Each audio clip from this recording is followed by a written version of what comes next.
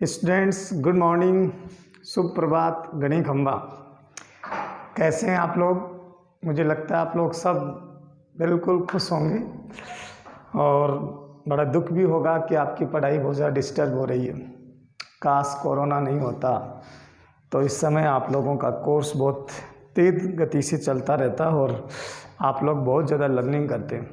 लेकिन सौभाग्यशाली भी हो कि आप सब लोग क्लास 11वीं में हो और उस समय कोरोना आया है। अगर आप लोग 12वीं में होते तो बेचारे 12वीं वालों से पूछो कितना डिस्टर्ब वो हो रहे हैं। तो जो भी है प्राकृतिक आपदा है, तो हम सब मिल कर के और सावधानी बरत करके निश्चित रूप से इस कोरोना से हम लोग लड़ेंगे और बहुत जल्दी आपके विद्यालय लगेगा और वही दोबारा से क्लासेज होंगी, दोबारा से वही माहौल होगा और आप सब लोग अच्छे नंबर प्राप्त करके देश का, परिवार का नाम रोशन करेंगे। देखिए 11वीं में अपन ने नरेशन टॉपिक चला रखा था। आज नरेशन टॉपिक के बारे में जो पूर्व जानकारी मैंने आपको दी है, पहले तो उसको थोड़ा सा रिवीजन करा देता हूँ। उसके बाद में आज हम कर्ता संबंधी परिवर्तन, जो प्रोनाउन संबंधी परिवर्तन है, उसके बारे में अपन डिटेल से आज पढ़ेंगे, अलग अलग एग्जाम्पल दे करके। देखिए बच्चों, मैंने एक एग्जाम्पल के माध्यम से कोई भी एक एग्जाम्पल दे देते हैं हम, जैसे Ram said to Meena, Ram said to Meena, how are you? आप कैसे हैं? मैंने आपको ये कहा था जब दो आदमियों के बीच प्रत्यक्ष वार्तालाप होती है, डायरेक्ट स्पीच होता है तो उसे डायरेक्ट स्पीच कहते हैं। डायरेक्ट यानी प्रत्यक्ष स्पीच यानी भाषण वार्तालाप। इसमें राम सब्जेक्ट है, सुनने वाली मीना है, ये पास्ट टेंस का सूचक है। ये कहा गया है कि बात उनमें पहले हुई थी और ये है स्पीच जो राम के द्वारा बोला गया मीना को कि आप कैसे हैं। मैंने आपको ये बताया था कि यहाँ पर तीन चीज़ लगाई जाती हैं कंजक्शन के रूप में। यहाँ दैट आ सकता है, इफ आ सकता है और WH आ सकता है। अगर कर्ता शुरू में हो या वाक्य एक असर्टिव हो, सकारात्मक वाक्य हो, लास्ट में फुल स्टॉप हो, तो हमने आपको बताया था यहाँ दैट लगाओ और यहाँ सेड टू का टोल्ड करना है। दैट के साथ टोल्ड ही आता है, ये आप अपने कंफर्म करें। यदि सब्जेक्ट हो तो दैट लगाया। अगर यहाँ पर शुरू में कोई हेल्पिंग वर्ब या कोई मॉडल, कोई हेल्पिंग वर्ब या मॉडल हो और लास्ट में क्वेश्चन मार्क हो, ये दोनों कंडीशन अगर अप्लाई हो रही हैं तो यहाँ हम टोल्ड की जगह करेंगे आस्क्ड और वहाँ कंजक्शन को हटाकर, या मैं कहूँ इन्वाइटेड कोमा को हटा करके कंजक्शन के रूप में हम इफ़ लगाएंगे। लेकिन शुरू में अगर कोई WH शब्द हो, what, where, when, how much, how many, how old, how far, ये सब WH शब्द है। अगर WH शब्द शुरू में हो तो हम उसी WH शब्द को, WH शुरू में होगा तो लास्ट में क्वेश्चन मार्क होगा। जैसे यहाँ देखो, ये शुरू में हाउ है, अब शुरू में हाउ है तो हाउ एक WH शब्द है और लास्ट में क्वेश्चन मार्क है, तो इसी हाउ को हम इसको हटा करके लगा देंगे कोमा को और सेड टू का यहाँ पर आस्क्ड कर देंगे। ये बातें हमने पूर्व वीडियो में आपको बताया था। अब और क्या क्या जानकारी दी थी, एक मैंने जानकारी देखो, जैसे इसको बना करके देखो, राम, इसका इनडायरेक्ट स्पीच होगा, राम आस्क्ड मीना, राम आस्क्ड मीना। अब आप देखिए इसमें हाउ है, तीसरा वाला नियम लागू हो रहा है कि भाई WH है तो हाउ में H छोटा आएगा, हाउ। फिर मैंने ये दो चीज़ें हो गई, आस्क्ड कैसे हुआ, हाउ कैसे आया, ये आप दोनों चीज़ें आपके दिमाग में ढंग से बैठ गया होगा। अब दिक्कत ये आ रही है कि इसके बाद में क्या करें। तो आपको हमने बताया था कि वाक्य इंटरोगेटिव हो या WH कोमा के अंदर में शुरू में कुछ भी हो, चाहे WH दिया गया हो, चाहे हेल्पिंग वर्ब दिया गया हो, मॉडल दिया गया हो, लेकिन आपको सबसे पहले सब्जेक्ट पकड़ना है। और अब जो सूत्र हम लगाएंगे वो लगाएंगे सबसे पहले सब्जेक्ट, फिर हेल्पिंग वर्ब, फिर मेन वर्ब, फिर लास्ट में ऑब्जेक्ट, फिर ETC और लास्ट में फुल स्टॉप। वाक्य के लास्ट में डायरेक्ट स्पीच में जो चाहे जो भी मार्क हो सकता है, पंक्चुअल मार्क जो भी है, विराम चिन्ह जो भी हो सकता है, लेकिन हम इनडायरेक्ट स्पीच में केवल फुल स्टॉप का ही इस्तेमाल करते हैं, ये हमने आपको बताया था। इसके अलावा और चीज़ें जो हमने आपको बताया था कि डायरेक्ट स्पीच में और इनडायरेक्ट स्पीच के भावार्थ में, उसके अर्थ में कोई अंतर नहीं रहता। केवल बोलने का तरीका है कि आप डायरेक्ट स्पीच बोल रहे हैं कि इनडायरेक्ट। इनडायरेक्ट अच्छा भी लगता है, सभ्य भी लगता है और अच्छा समझने में भी अच्छा आ जाता है। लेकिन अब डायरेक्ट स्पीच आप आमने सामने बात कर रहे हैं जब, तो डायरेक्ट स्पीच में ही बात करेंगे। तो दोनों का अर्थ सेम है, शब्द बदल जाते हैं, भावार्थ नहीं बदलता, अर्थ नहीं बदलता, सिर्फ ट्रांसफॉर्मेशन है। डायरेक्ट इनडायरेक्ट स्पीच ट्रांसफॉर्मेशन का मतलब है बिना अर्थ बदले केवल रूप बदला जाता है। रूपांतरण जिसको हम बोलते हैं कि जब किसी सेंटेंस का बिना कोई अर्थ बदले उसका रूप चेंज हो जाए, उसे ट्रांसफॉर्मेशन कहते हैं। तो डायरेक्ट इनडायरेक्ट अपने आप में ट्रांसफॉर्मेशन है। अब हम बात करते हैं कि दो चीज़ आने के बाद कि सब्जेक्ट सबसे पहले लगाएंगे। कोई भी कंजक्शन लगाने के बाद सब्जेक्ट, और सब्जेक्ट जो डायरेक्ट स्पीच में आएगा उसी को हम लगाएंगे या उसको बदल कर लिखेंगे, ये हम आपको आज पढ़ाएंगे। तो देखो, सब्जेक्ट बदलना आपको सिखाते हैं, प्रोनाउन बदलना सिखाते हैं, और इसके लिए 3, 4, 5 एग्जाम्पल से आपके दिमाग में ढंग से बैठ जाएगा। 3 नियम इसके थे, और हमने अब इसके आगे जो आपको नोट्स हैं वो हम अगले वीडियो में या अगली बार उसके लिखने की, आप लोग इसको याद करें तो समझ के रफ कॉपी लेकर के बैठो। मैक्सिमम उदाहरणों को आप लोग एक्सप्लेन करें, लेकिन लिखने का जो कार्य है मैं साफ़ सुथरा, जो फेयर वर्क है वो आपको अलग से हम PDF फाइल बना करके डाल देते हैं, तो उसमें आप लोग लिख लिया करो।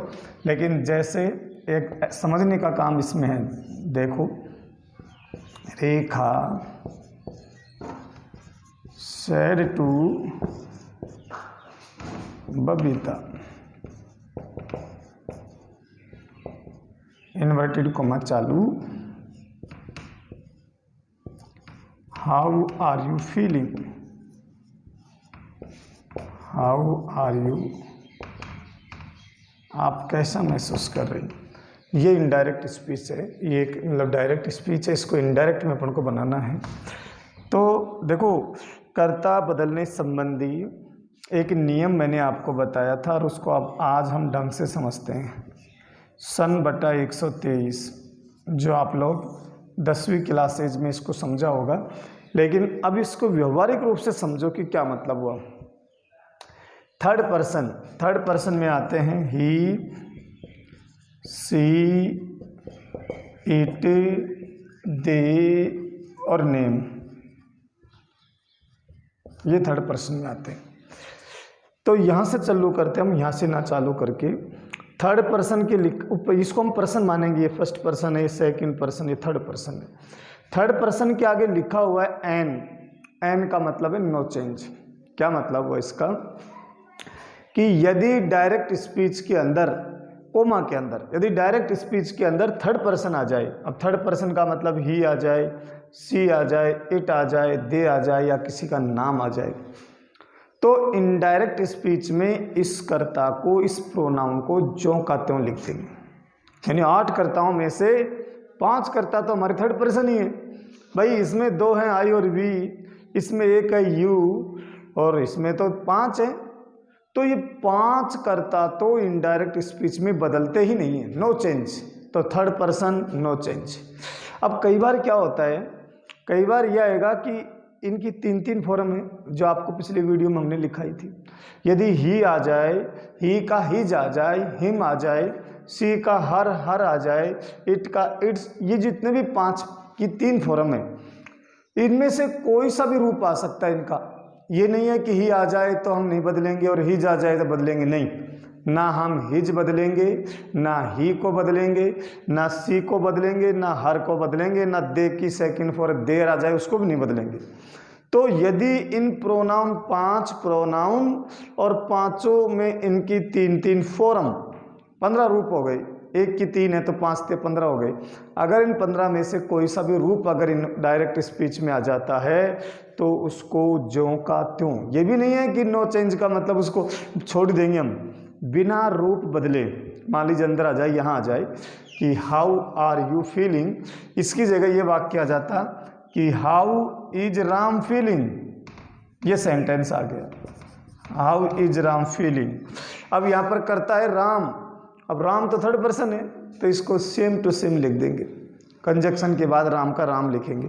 यहाँ राम के स्थान पर आ जाए ही, सी, कुछ भी आ सकता है, थर्ड पर्सन में आना चाहिए, तो ही का हम इनडायरेक्ट में ही लिखेंगे। तो दिमाग में पहला जो नियम है वो दोबारा से बैठाने की कोशिश करो कि यदि डायरेक्ट स्पीच के अंदर ही, सी, इट, दे, नेम, इनमें से अगर कोई सा भी आ जाता है तो इनडायरेक्ट बनाते समय इनका जो भी रूप है उसको ज्यों का त्यों हम नियम के अनुसार जहाँ भी लिखना होता है, भाई 2 नंबर पे लिखेंगे, 3 नंबर पे, लेकिन उसको बिना परिवर्तन किए लिखेंगे। इसका मतलब 8 में से 5 कर्ता तो आपके ऐसे हैं जो बेचारे चेंज ही नहीं होते, फिर लफड़ा क्या बचा, 3 कर्ताओं को याद करने मात्र है। तो अब देखो सेकंड पर्सन में है यू, अब यू तो अकेला है लेकिन इसके 3 फॉर्म तो याद होनी चाहिए आपको, यू, योर, यू। तो अगर यू आ जाए सेकंड पर्सन तो ओ यानी ऑब्जेक्ट, उसको सीधा ऑब्जेक्ट के पास ले जाओ। अब इस सेकंड पर्सन का मैं पहले आपको थर्ड पर्सन का उदाहरण देके इसको एक्सप्लेन करते हैं, फिर सेकंड के एग्जाम्पल देंगे और फिर फर्स्ट के देंगे। जैसे मान लीजिए यही वाक्य था, रेखा सेड टू बबीता, और इनवाइटेड कोमा में आ जाए कि वेहर इज राम गोइंग, ये वाक्य आ जाए, वेहर इज राम गोइंग, ये आ गया आपका। अब इसका इनडायरेक्ट स्पीच अपन को बनाना है। 2-3 एग्जाम्पल केवल थर्ड पर्सन के ही मैं देता हूँ। देखो रेखा का रेखा हो जाएगा, सैड टू का क्या होगा ये निर्भर करता है, यहाँ पर देखो वेहर है, वेहर WH शब्द है तो WH का तो WH ही होगा, और जब WH आता है तो सैड टू का आस्क्ड होता है, तो रेखा आस्क्ड बबीता, अब आएगा वेहर है W, देखो इनवाइटेड कोमा के अंदर शुरू में ये रहा वेहर, और वेहर होने के कारण ये एक WH शब्द है, सेम टू सेम इसको लिखेंगे लेकिन W छोटा हो जाएगा, और ये आपका हो गया वेहर, हो गया। इतना तो हमने पिछली बातें बता दी। अब देखो क्या है, मैंने कहा था कंजक्शन चाहे दैट आए, इफ आए या फिर WH आए, उसके बाद में सबसे पहले कर्ता को पकड़ेंगे, और कर्ता है यहाँ पर राम, ये है राम। अब दिमाग लगाओ कि राम बदलने वाला है कि नहीं बदलने वाला। अभी हमने लिखाया था कि राम तो थर्ड पर्सन में आता है, तो नहीं बदलेंगे, नहीं बदलेंगे तो अब हमारा सूत्र जो काम करेगा कि कोई भी WH लगाने के बाद सबसे पहले सब्जेक्ट, फिर आएगी हेल्पिंग वर्ब, फिर मेन वर्ब। इसी सूत्र से हम लिखेंगे, चाहे कुछ भी आए, सभी वाक्यों को, सभी का इनडायरेक्ट स्पीच इस सूत्र से बनाएंगे। WH हमारा यहाँ पर आ गया था वेहर, अब सब्जेक्ट है राम तो राम का राम ही होगा, तो वेहर के बाद में लिखेंगे राम, ये करता कोई बदलाव नहीं हुआ क्योंकि थर्ड पर्सन है। अब 2 नंबर पे आएगी हेल्पिंग वर्ब, इसमें इज है, इज है मार का इनडायरेक्ट में वाजवर हो जाता है, तो वेहर Ram was going, वेहर Ram was going, और फुल स्टॉप। ये आपका इनडायरेक्ट स्पीच बन गया।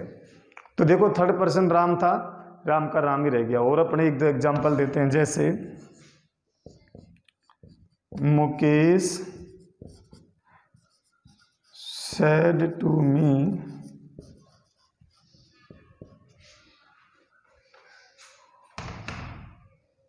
is he eating food, is he eating food, question mark, is he eating food. तो आंसर कैसे बनाएंगे, देखो इसका,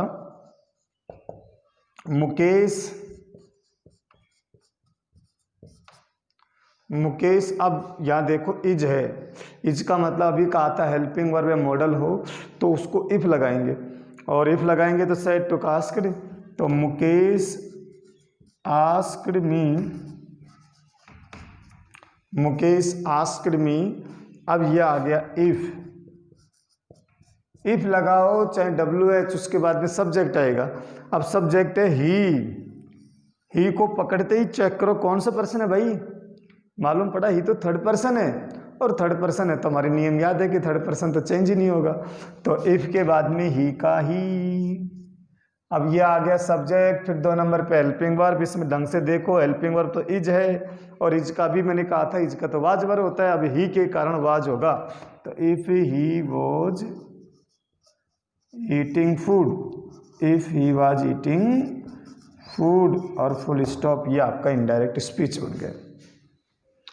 तो ये आपके दिमाग में बैठना चाहिए। और 1-2 एग्जाम्पल लेकर के हम इस बात को एक्सप्लेन कर लेते हैं कि आखिरकार थर्ड पर्सन कर्ता में कोई बदलाव नहीं होता, जो आता है उसको सेम टू सेम बिना कोई परिवर्तन किए हम लिख देते हैं, चाहे थर्ड पर्सन आए या थर्ड पर्सन की कोई फॉर्म आए। जैसे ही आ जाए तो भी बदलते नहीं है, और हिज आ जाए तो भी नहीं बदलते, हिम आ जाए तो भी नहीं बदलते, दे आए, देर आए, दैम आए, जैसे देखो। और अपन तीसरा एग्जाम्पल लेते हैं, मोनिका। आप चाहें तो एग्जाम्पल को आप लिख लिख करके भी अपने हिसाब से समझ सकते हैं।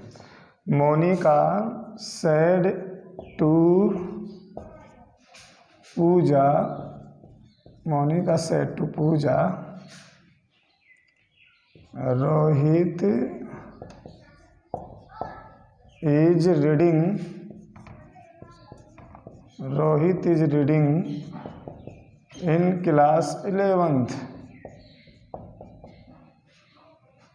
ये देखो आंसर कैसे लिखें, देखो इसका आंसर बनाना बहुत सरल है। मोनिका, अब सेड टू का क्या करें, सेड टू का क्या होगा, ये निर्भर करता है कोमा के शुरू में क्या है, और कोमा के शुरू में तो रोहित है, रोहित तो एक सब्जेक्ट है, और सब्जेक्ट तो पहला नियम आपको बताया था मैंने कि जब पहला नियम में ये था कि सब्जेक्ट शुरू में और फुल स्टॉप लास्ट में हो, इसमें रोहित सब्जेक्ट है शुरू में, लास्ट में फुल स्टॉप है, तो हम लोग दैट लगाएंगे, दैट के साथ टोल्ड आता है। तो मोनिका टोल्ड पूजा, अब आएगा दैट, अब देखो टोल्ड हो गया, ये दैट हो गया। अब रोहित शुरू में, इसमें तो सब्जेक्ट ही शुरू में, और हमारा नियम भी ये था कि हम कंजक्शन लगाने के बाद सबसे पहले सब्जेक्ट को पकड़ेंगे। अब सब्जेक्ट है रोहित, रोहित थर्ड पर्सन है तो कोई चेंज नहीं होगा, रोहित का रोहित, इज का कर देंगे was reading, Rohit was reading in class, same to same लिख देंगे 11th। तो ये आपका थर्ड पर्सन में कोई बदलाव नहीं होता। इसके अलग अलग एग्जाम्पल दे करके आपको हमने दिमाग में सेट करने की कोशिश की है।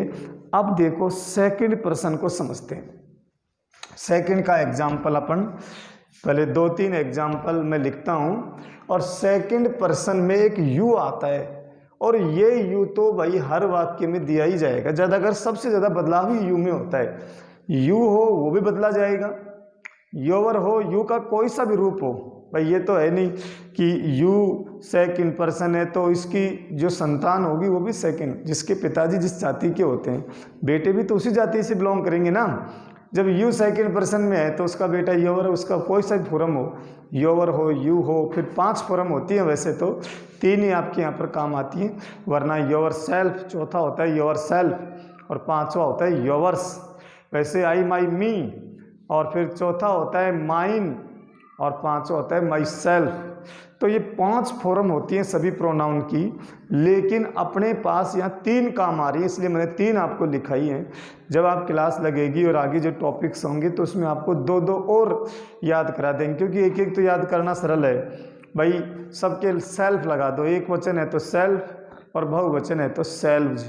जैसे देयर सेल्व्स, क्योंकि सेल्फ नहीं लगेगा देयर के, they, their, them, theirs, their self. Selves का मतलब होता है बहुवचन के सेल्व्स लगता है, और एक वचन के सेल्फ लगता है, जैसे him self, her self, my self, सबके 5 फॉर्म में सेल्फ लगा देते हैं। अब हम बात करते हैं कि सेकंड पर्सन के उदाहरण आपको देते हैं, सेकंड पर्सन वाले कर्ताओं के। देखो तो देखिए, I said to doctor,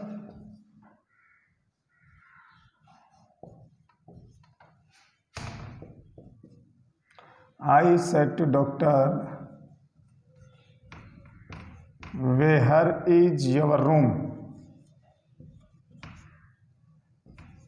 Where is your room? I said to doctor where is your room. अब इसका आंसर अपन लिखेंगे तो देखो जो पढ़ा दिया गया है वो इतना तो है ही कि आई आस्क्ड डॉक्टर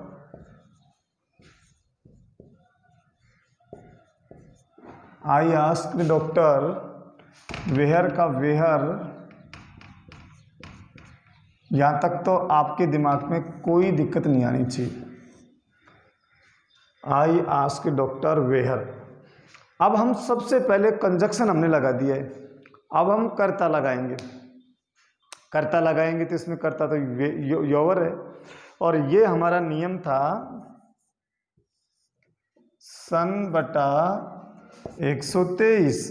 इसी को दोबारा से देखो, थर्ड पर्सन में कोई बदलाव नहीं होता, सेकंड पर्सन होता है ऑब्जेक्ट के अनुसार। इतना तो आप सबने पढ़ा है कि सेकंड पर्सन ऑब्जेक्ट के अनुसार बदला जाता है, लेकिन बदलेंगे कैसे? तो इसके लिए आपको दिमाग में 2 मिनट कंसंट्रेट होना पड़ेगा और दिमाग को ढंग से सेट करो, तुरंत ये आपके अंगुलियों पे हो जाएगा। आगे जाकर इतना फास्ट हम कर सकते हैं कि जब कोई वाक्य बोला जाता है तो बिना कर्ता बोलते ही मालूम पड़ जाता है इसका ये क्या होगा। तो देखो, इसका नियम ये है कि यदि सेकंड पर्सन प्रोनाउन वाक्य में दिया गया है तो उसको सीधा ऑब्जेक्ट के पास ले जाओ।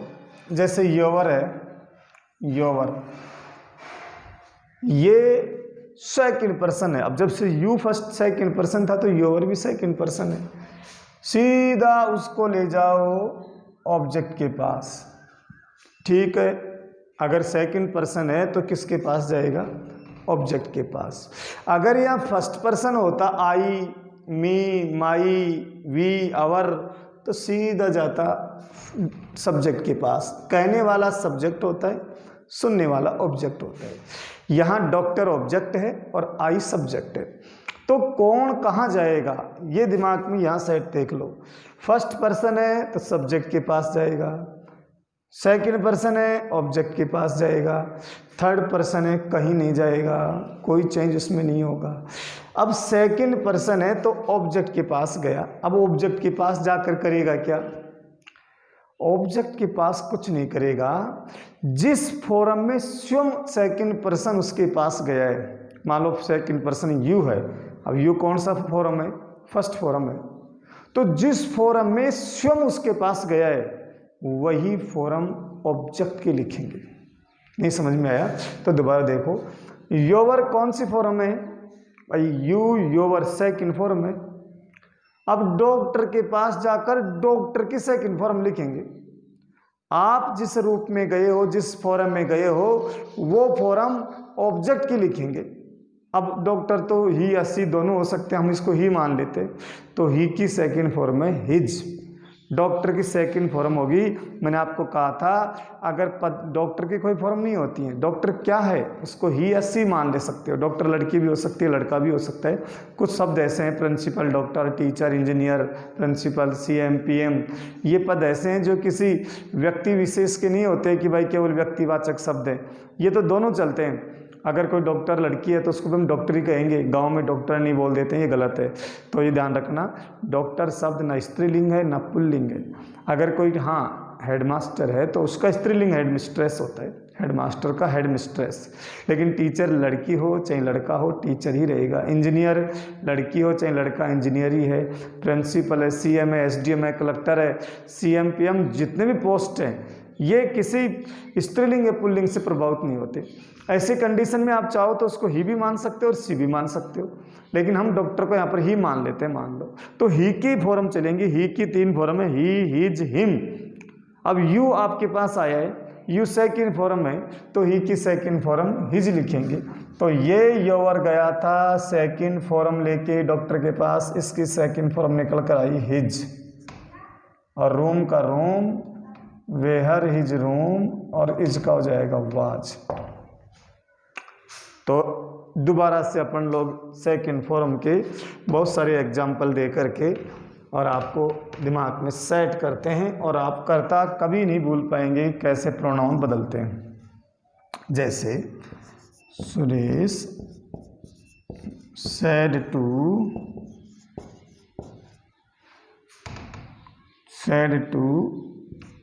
कविता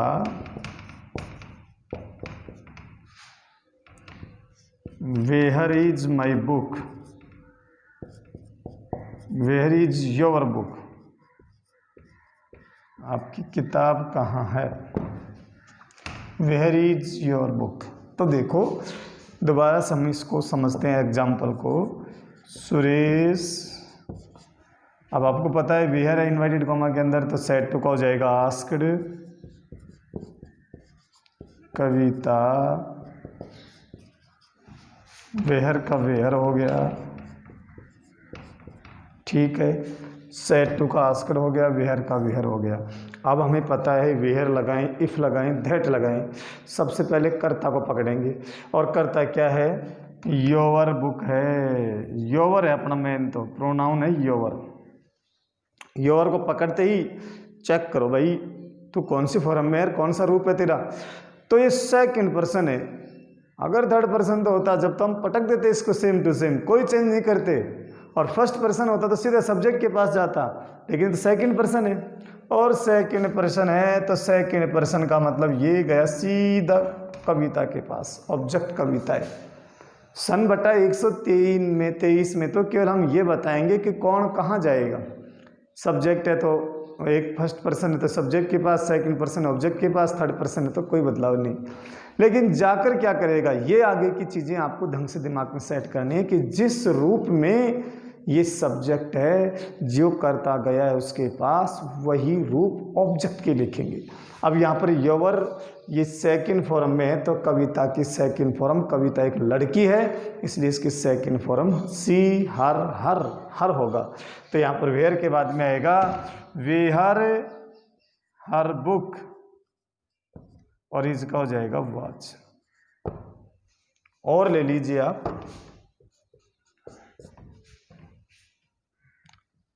I said to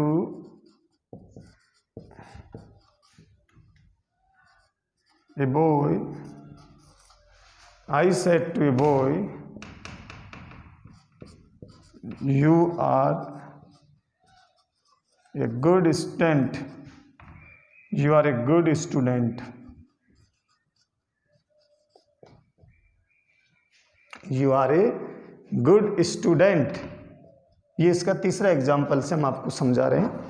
अब आंसर कैसे लिखेंगे, आई सेड टू का क्या होगा, यहाँ देखो यू शुरू में तो दैट लगेगा, और दैट के साथ तो टोल्ड आता है, तो I told a boy, I told a boy that.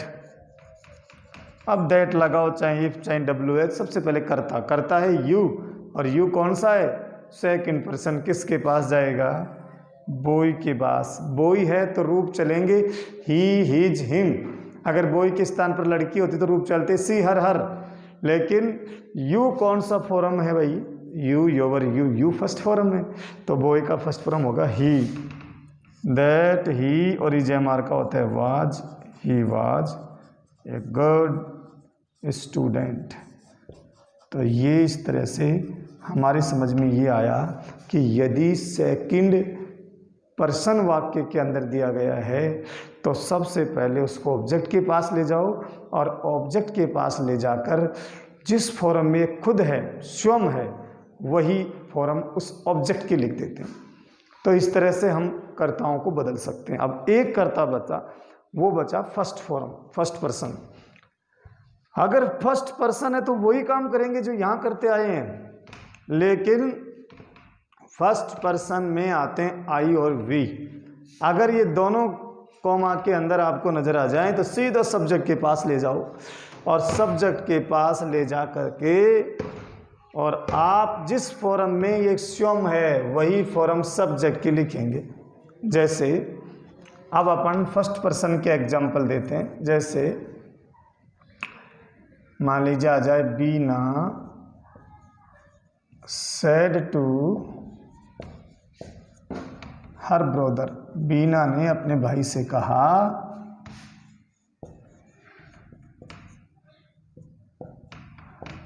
I am going to school, मैं स्कूल जा रही हूँ, ऐसा बीना ने अपने भाई से कहा। I am going to school. अब देखो इसका जब आंसर आप बनाएंगे तो कितना अच्छा है। बीना सेड टू हर ब्रदर, और ब्रदर के बाद में कॉमा के अंदर शुरू में आई आगे, इसका मतलब दैट आएगा। दैट का मतलब यहाँ सेड टू का हो जाएगा टोल्ड। तो Bina told her brother, Bina told her brother that, Bina told her brother that. अब देखो आप आई है शुरू में, आई का मतलब है फर्स्ट पर्सन। सबसे पहले चेक करो कौन सा पर्सन है। भाई थर्ड पर्सन है तो नो चेंज, सेकंड पर्सन है तो सीधा ऑब्जेक्ट के पास, लेकिन तो फर्स्ट पर्सन है, तो फर्स्ट पर्सन है तो इसको पकड़ो और सीधा ले जाओ बीना के पास। ये आ गया, आ गया। अब ये कौन सी फॉर्म में है आई, चेक करो। हमने 3 फॉर्म लिखाई थी, आई माई मी। मी होता तो आई की तीसरी फॉर्म होती, माई होता तो दूसरी फॉर्म होती, लेकिन तो आई है, फर्स्ट है भाई, फर्स्ट पर्सन भी है और फॉर्म भी फर्स्ट है। तो फॉर्म बीना की फर्स्ट लिख दो। बीना क्या लड़की है तो इसका आएगा सी, दैट सी। अब लिख दो, एम है तो वाज जाएगा, if she was, that she was going to school. और ये आपका वाक्य बन गया पूरा। तो देखो इनवाइटेड, कोमा को हटाना और इनडायरेक्ट स्पीच बनाना, 3 काम आपके हो चुके हैं। सेड टू का क्या होगा ये आपके दिमाग में ढंग से बैठ जाना चाहिए। यहाँ दैट कब आएगा, इफ क्या आएगा, WH कब आएगा, ये आपके दिमाग में भी एक कंठस्थ रूप से कंफर्म हो जाना चाहिए। 3 पर्सन थे total, second person, third person और फर्स्ट पर्सन। इसका पूरा आपको दिमाग में होना चाहिए कि थर्ड पर्सन में कोई सा भी आ जाए, कोई परिवर्तन नहीं। सेकंड पर्सन सीधा सब ऑब्जेक्ट के पास जाएगा, उसके अनुसार उसको बदलेंगे। और फर्स्ट पर्सन के एग्जाम्पल और अपन ले लेते हैं जो सब्जेक्ट के अनुसार बदलेंगे। देखो, Sarita, Sarita said to, Sarita said to Mukesh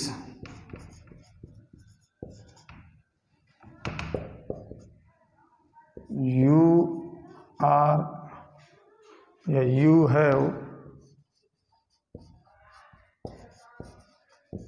taken my book from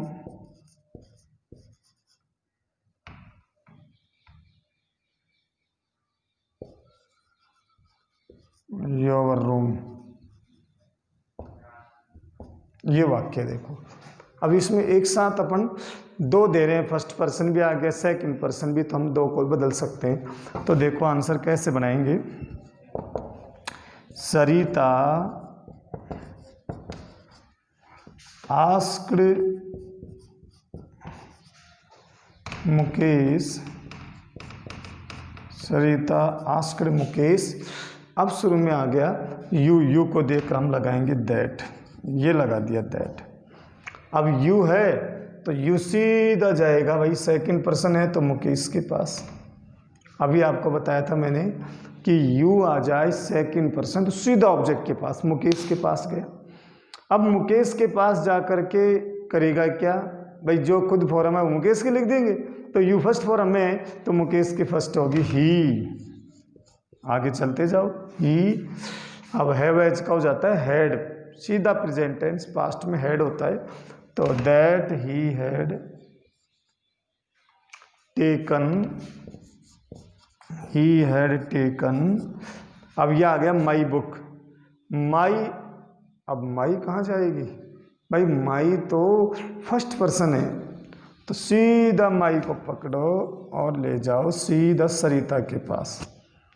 I माई मी, आई माई जो है आई की सेकंड फॉर्म है, तो सरिता की सेकंड लिखेंगे और सरिता की सेकंड होगी हर, हर बुक फ्रॉम। अब योर आ गया, योर वही है यू की सेकंड फॉर्म है, और यू तो किसके पास जाएगा, योर जाएगा सीधा मुकेश के पास, मुकेश की सेकंड हो जाएगी योर। मुकेश की हो जाएगी हिज, फ्रॉम हिज रूम, ये आपका आंसर हो गया। तो ऐसे आज हमने जो पढ़ा है, आज का टॉपिक था कर्ताओं को बदलना, प्रोनाउन को समझना कि कौन सा कहाँ बदलता है। अगर फर्स्ट पर्सन है तो सीधा सब्जेक्ट के पास ले जाओ, और सब्जेक्ट के पास ले जा करके जिस रूप में आप खुद हैं वही उस सब्जेक्ट की लिख देंगे। जाने वाला जो डायरेक्ट स्पीच में से गया है वो उसके पास गया है, तो वो बेचारा खुद जो गया है उसकी फॉर्म, मान लो सेकंड फॉर्म में आप गए हो तो फर्स्ट पर्सन की सेकंड फॉर्म लिख देंगे। आप थर्ड पर्सन में गए हो तो उसकी थर्ड फॉर्म लिख देंगे। अगर यू है, यू जिस फॉर्म में है वो फॉर्म ऑब्जेक्ट की लिखेंगे, और थर्ड पर्सन है तो उसमें कोई बदलाव नहीं करेंगे। तो ये हमारा कर्ता संबंधी परिवर्तन था। इसको अलग अलग हम एक्सरसाइज करके, और बहुत सारे एक्सरसाइज हम जब आपको टेस्ट वगैरह कराएंगे तो इसमें अलग अलग एक्सरसाइज देंगे। उसमें एक्सरसाइज इतनी ज़्यादा करोगे आप तो आपका दिमाग परिपक्व हो जाएगा, और आपका दिमाग परिपक्व होकर के दिमाग में बैठ जाएगा कि केवल बदलने वाले तो आई, वी और यू ही हैं, बाकी 8 में से 5 कर्ता तो बदलते ही नहीं हैं। और इसको भी धीरे धीरे और अपन करेंगे तो दिमाग में ये और बैठ जाएगा कि क्या होगा, बिना बताए हम बता सकते हैं कि इसका ये होगा। तो फिलहाल इतना ही आज अपन पढ़ते हैं। इसको आप समझेंगे, अलग अलग उदाहरण से आप लोग इसको कंठस्थ करेंगे, अलग अलग किताबों से आप एग्जाम्पल से अपने सोल्व कर सकते हैं। Thank you so much.